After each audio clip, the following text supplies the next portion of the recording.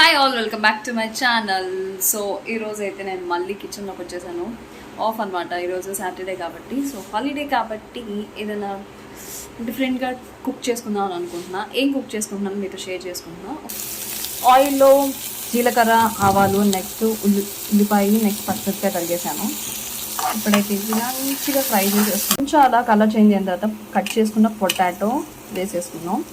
Okay, ఇది cook అవ్వాలి. దీంతో పాటు కొంచెం అంత పసుపు అండ్ కారం వేసేసి ఫ్రై చేసుకున్నాం. కొంచెం ఉప్పు కూడా వేసేసాం. ఇప్పుడైతే కొంచెం వాటర్ పోసుకుందాం. ఈ స్టేజ్లో ఎగ్స్ వేసుకోవాలి.